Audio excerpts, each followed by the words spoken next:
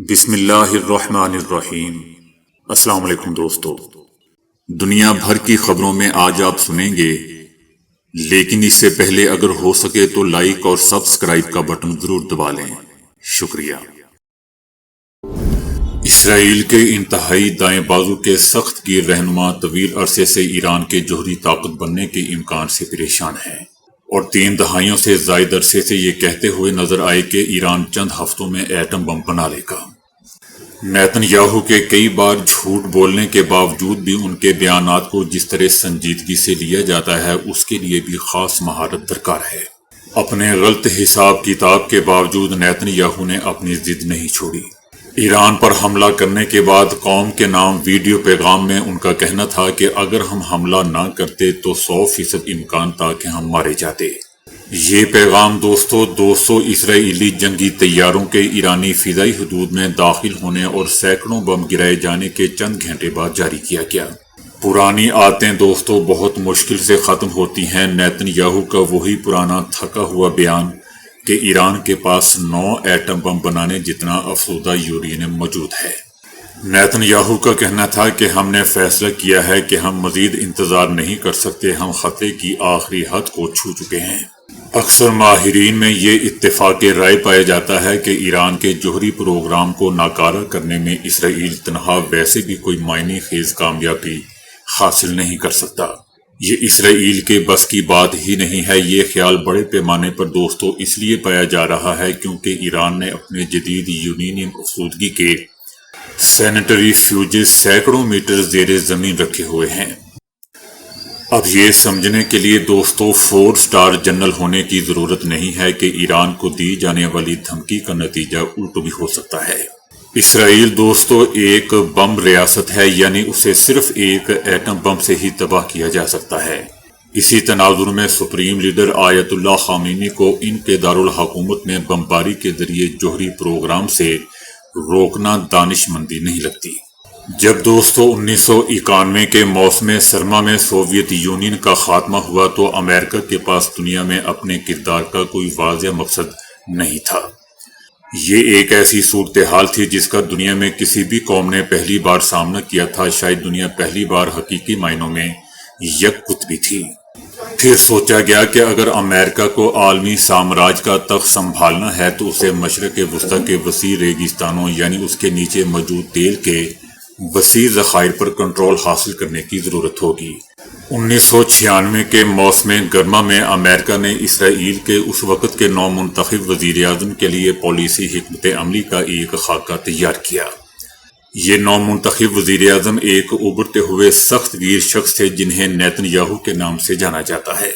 امریکہ کی حکمت عملی اسرائیل کے لیے 3 مقاصد پر منحصر تھی: اوسلو معاہدے سے الگ ہونا اور فلسطینیوں کے ساتھ 2 ریاستی حل کے خیال کو مسترد کرنا، مشرق وسطی کے دشمن ممالک میں حکومتی تبدیلیوں کے لیے دباؤ ڈالنا، جبکہ فوجی طاقت آزاد مارکیٹ میں اصلاحات اور مسلم حکومتوں کی مخالفت کی بنیاد پر امریکہ کے ساتھ قریبی باہمی طور پر فائدہ مند تعلقات استوار کرنا شامل تھا۔ امریکہ نے سوچا کہ مشرق وسطی میں ایک نئی اور بڑی فوجی مہم کی حمایت کے لیے امریکی عوام کو قائل کرنا آسان نہیں ہوگا، جب تک کہ اس خیال کے پیچھے لوگوں کو اکٹھا کرنے کے لیے ایک نیا پل ہاربر جیسا کوئی چکا دینے والا واقعہ نہ ہو۔ 1 سال بعد 2 بوئنگ طیارے نیو یارک میں ورلڈ ٹریڈ سینٹر سے ٹکرا گئے اور شعلوں میں نیو کنزرویٹو کو موقع ملا جس سے فائدہ اٹھانے میں دوستو انہوں نے بالکل ہچکچاہٹ کا مظاہرہ نہیں کیا۔ امریکی عوام کی رائے عامہ اپنے حق میں لینے کے بعد بش کابینہ نے موجود نیو کنزرویٹو نے نیتن یاہو کے لیے امریکہ میں سرخ قالین بچھایا اور 2002 میں مشرق وسطی کے علاقائی ماہر کے طور پر انہیں کانگریس میں خطاب کرنے کا بھی موقع دیا گیا۔ اور پھر اس میں دوستو کوئی تعجب کی بات نہیں تھی کہ نیتن یاہو کی گواہی کلین بریک پیپرز کے مطابق تھی۔ نیتن یاہو کا کہنا تھا کہ اگر آپ صدام یا صدام کی حکومت کو ہٹاتے ہیں تو میں آپ کو ضمانت دیتا ہوں کہ اس سے خطے میں بہت زیادہ مثبت اثرات مرتب ہوں گے۔ لیکن حقیقت میں دوستو نیتن یاہو کے بولے گئے جھوٹ نے پورے مشرق وسطی میں بڑے پیمانے پر تباہی مچائی اور لاکھوں اموات اور افراتفری کا باعث بنا۔ پھر آئندہ کئی برسوں تک امریکی جنگی مشن نے پینٹاگون کی فہرست میں شامل تقریباً ہر ملک کو ایک ایک کر کے ایسے نشانہ بنایا جیسے کہ یہ کوئی سودا سلف کی فہرست ہو۔ جہاں جہاں امریکہ کو مداخلت کا ایک چھوٹا سا بہانہ بھی ملا، اس نے فوری ظالمانہ اور بے رحم کارروائیاں کی۔ جہاں انہیں موقع نہیں ملا وہاں دوستو موقع بنایا گیا۔ یہ ہے دوستو ان کی اوقات، اور آج یہ ایران کی ایڑی کے نیچے اپنی آخری سانسیں لے رہا ہے۔ امریکی بلومبرگ نے رپورٹ کیا ہے کہ ایران اسرائیل کے پرائیویٹ سیکیورٹی کیمروں کا فائدہ اٹھاتے ہوئے صہیونی ریاست کے بارے میں براہ راست جاسوسی معلومات حاصل کر رہا ہے۔ یہ ایک ایسی حکمت عملی ہے جو ایک دائمی سیکیورٹی خامی کو اجاگر کرتی ہے جو پہلے بھی یوکرین سے لے کر غزہ تک دوسری جنگوں میں سامنے آ چکی ہے۔ اس ہفتے جب ایرانی بیلسٹک میزائلوں نے تل ابیب کی بلند عمارتوں کو تباہ کر دیا تو ایک سابق اسرائیلی سائبر سیکیورٹی اہلکار نے پبلک ریڈیو پر سخت انتباہ جاری کیا کہ اپنے گھریلو سیکیورٹی کیمروں کو بند کر دیں یا ان کے پاس ورڈ تبدیل کر دیں۔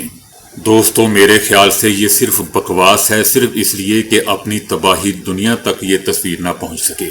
اب یہ میڈیا والوں پر بھی پابندیاں لگا رہے ہیں کہ اسرائیل میں کوئی بھی تصویر باہر نہیں جائے گی۔ یہ صرف ایک بہانہ ہے۔ ایران کی انٹیلیجنس دوستو اتنی کمزور ہے کہ وہ اپنی بھی سیکیورٹی نہیں سنبھال سکی۔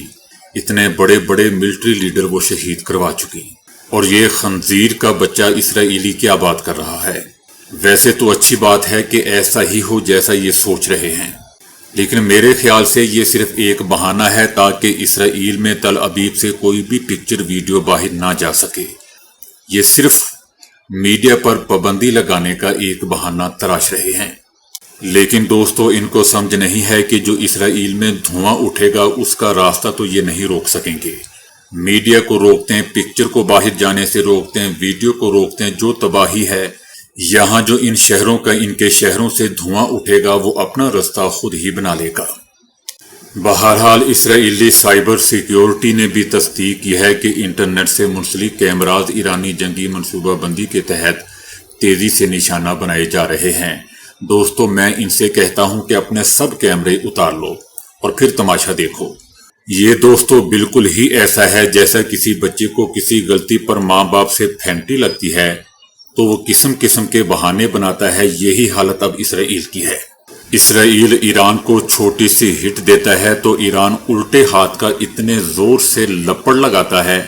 آپ دیکھ سکتے ہیں کہ کل صبح اس نے کتنا شدید حملہ کیا تھا۔ ایران اس کے چھوٹے سے سوال پر بہت بڑا جواب دے رہا ہے۔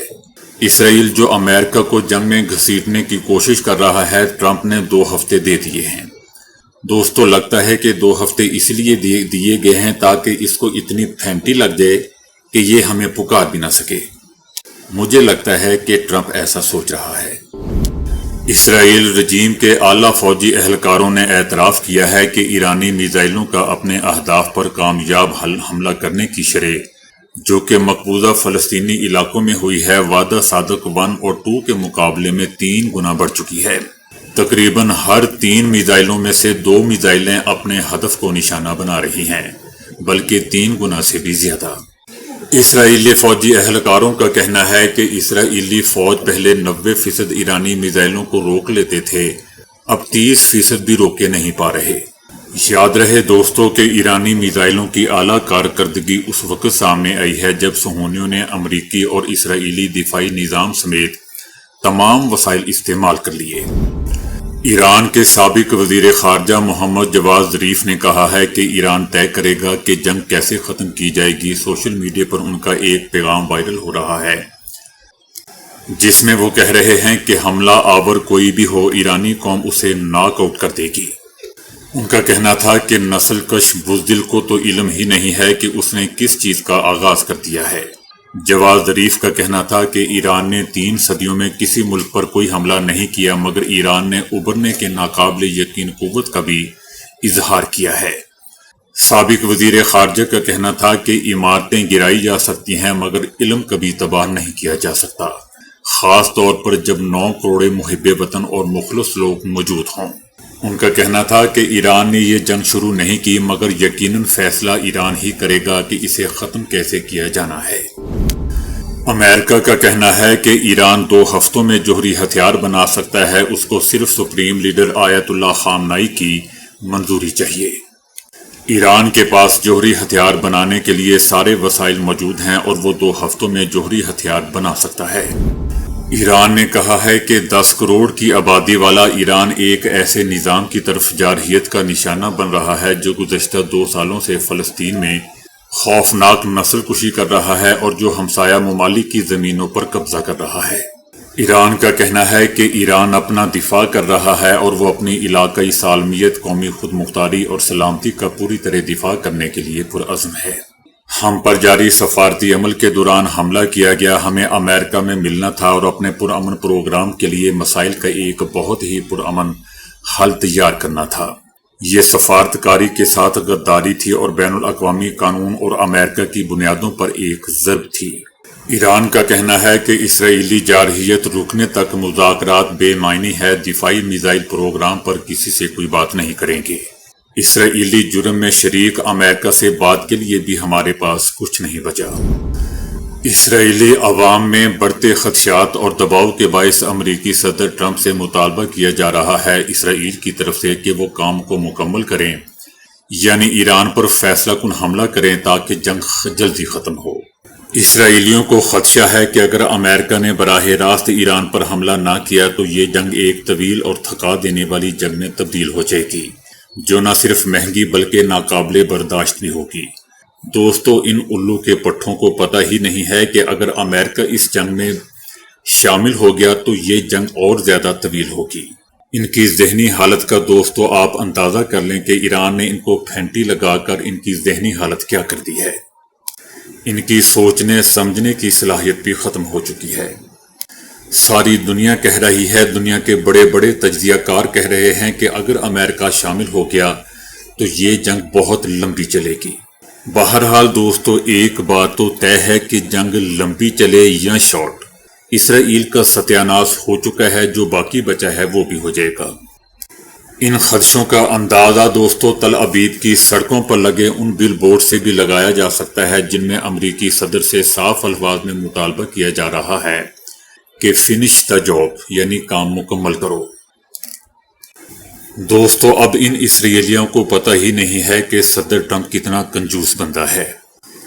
وہ ان کی عمارتوں کا ملبہ ہی اٹھانے کے لیے ان کی ہیلپ کر دے تو یقین کریں دوستو یہ بھی غنیمت ہے۔ وہ تو ان ملبے کو اٹھانے کے پیسے بھی جاری نہیں کرے گا۔ تو دوستو ابھی کے لیے اتنا ہی۔ ویڈیو کو لائک اور شیئر کرنے کا بہت بہت شکریہ۔